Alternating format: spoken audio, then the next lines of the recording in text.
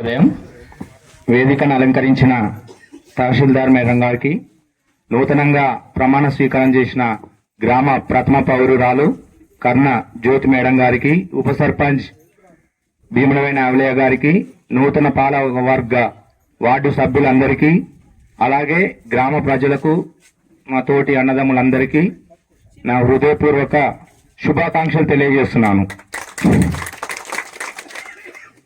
ఎన్నిక పెట్టుకున్నాం, ప్రతి 5 సంవత్సరాలకు ఒకసారి ఎన్నిక పెట్టుకుంటాం. ఎన్నుకున్నాం, కొత్తగా పాలక వర్గాన్ని ఎంచుక చేసుకున్నాం. ఇక ఏ విధంగా ఎంచుకున్నామో మనందరికీ తెలుసు, ఎంత మెజార్టీ తోటి ఎంపిక చేసుకున్నామో మనందరికీ తెలుసు. ఇంత భారీ మెజార్టీ తోటి ఒక అభ్యర్థిని ఎంచుకున్నాం. ఎందుకు? మనకు సేవకురాలుగా ఉండడం కోసం మనం అందరం ముందుకొచ్చి ఎంపిక చేసుకున్నాం. మరి మనం వాళ్ళతోటి ఏ విధంగా సేవ చేసుకున్నాలనేది, ఆ దృక్పథం అనేది మనలో ఉండాలి. వాళ్ళని ఏ విధంగా వాడుకోవాలనేది మనలో ఉండాలి. ఓట్లు వేసి వచ్చినాం, ప్రతి 5 ఏళ్ళకి ఒకసారి ఒక ఓటు వేసి వచ్చినాం. ఓటు హక్కు రాజ్యాంగం కల్పించింది, ఓటు వేసి వచ్చినాం. మరి మనకు ఎన్నికైంది ఎందుకంటే వాళ్ళు సేవ చేస్తానికి ముందుకొచ్చారు. ఈ గ్రామానికి మేము సేవ చేస్తాం, మేము 5 సంవత్సరాల పాటు వచ్చిన ప్రతి నిధిని, ప్రతి రూపాయిని గ్రామానికి ఎలాంటి దుర్వినియోగంగా చేయమని ముందుకొచ్చి వీళ్ళు అదే ఇక్కడ ప్రమాణం కూడా చేసింది. అదే దైవ సాక్షిగా ఏం చేసిందంటే, నిబద్ధతతోటి మాకు వచ్చిన ప్రతి రూపాయిని కూడా గ్రామానికే ఖర్చు చేస్తాం అనేది ఇక్కడ అందరి ముందు ప్రమాణం చేసిరు.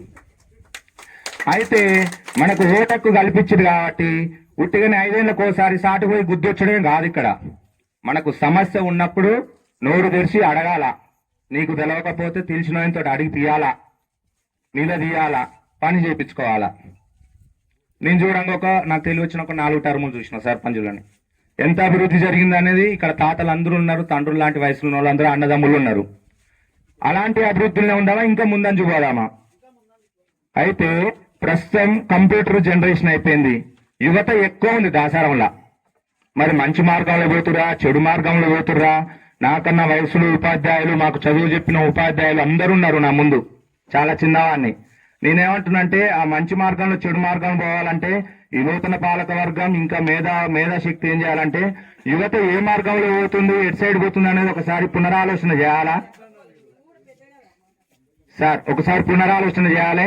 ఇంకొకటి నా కోరిక ఏంటంటే, నేను ఒక ఓటర్గా, ఇక్కడ ఒక పౌరునిగా నేను ఏం డిమాండ్ చేస్తున్నంటే, మేడం గారు, జ్యోతి మేడం గారు, మన ఊరిని జిల్లాలోనే ఆదర్శ విలేజ్ కావాలంటే డిజిటల్ విలేజేషన్ కావాలి. డిజిటల్ విలేజ్ అంటే ఏ సమాచారం అయినా ఈ ఊరు సమాచారం ప్రతి ఊరికి తెలవాలి, ప్రతి దగ్గర జరిగే సమాచారం మనకు తెలవాలి. అంటే ఉదాహరణ చెప్తున్నా, ఇక్కడ థెఫ్టింగ్ జరిగింది. ఉదాహరణ, బస్ స్టాండ్ లో ఒక దొంగతనం జరిగింది, నాదే ఒక గొర్రె పోయింది, అక్కడ ఎత్తుకవేరు. దాన్ని వెతకాలంటే సాక్షులు ఉంటేనే తెలుస్తుంది, లేకపోతే లేదు. అలాంటి సీసీ కెమెరాలు మంచి కూడలి వద్దలో ఏర్పాటు చేయాలా, మంచి కూడలి వద్దర. ఎందుకంటే ప్రస్తుతం అంత టెఫ్టింగ్, అలాంటి దొంగతనం జరుగుతుంది. అదొకటి డిజిటల్ విలేజ్ కావాలంటే. ఇంకొకటి ఇంటర్నెట్ సౌకర్యం. అంటే మంచిదానికి, ఇప్పుడు మొబైల్ ఉంది, దానికి మంచిగా వాడతాం, చెడుకు వాడతాం. ఇంటర్నెట్ సౌకర్యం ఉంటే ఊర్లో ఉండే కొంచెం పిల్లలకు, స్కూల్లో ఉంది. ఇప్పుడు స్కూల్లో కెమెరాలు అంటే సార్ వాళ్ళు ఒప్పుకున్నారు, మేడం వాళ్ళు ఒప్పుకున్నారు, మేము అడిగితే ఫస్ట్ ఇంప్లిమెంటేషన్ చేస్తామని ఒప్పుకున్నారు. చాలా థ్యాంక్ఫుల్. అలాగే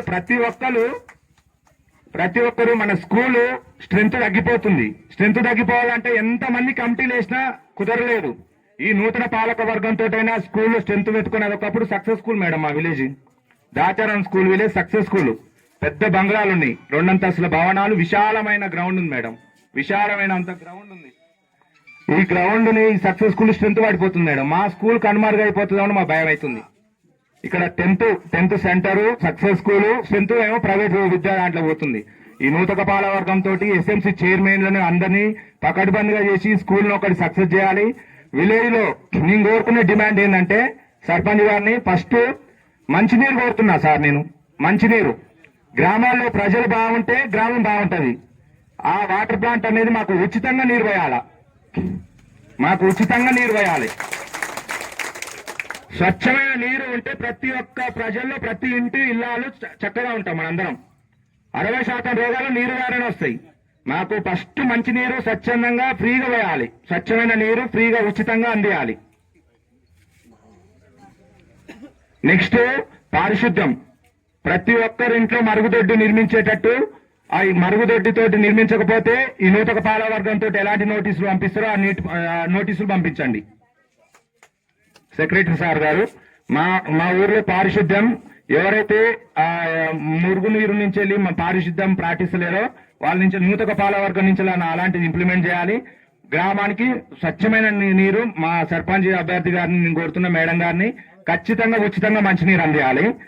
ఇలాగే డిజిటల్ విలేజ్ కావాలని ప్రతి ఒక్కరు వీళ్ళు సేవకులుగా నిలిచిరు కాబట్టి సేవ చేసుకోవాలి. వీళ్ళతోటి ప్రతి ఒక్కరు సేవకులుగా మనం అందరం బాధ్యతగా తీసుకోవాలి, కొట్లాడాలి, కలబడి పని చేయించుకోవాలి. ఇది ప్రతి ఒక్క ఓటర్కి హక్కు ఉంది.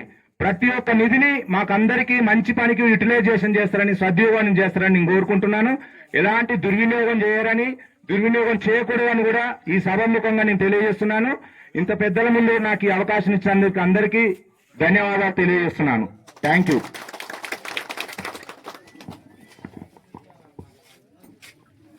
ఇంకెవరైనా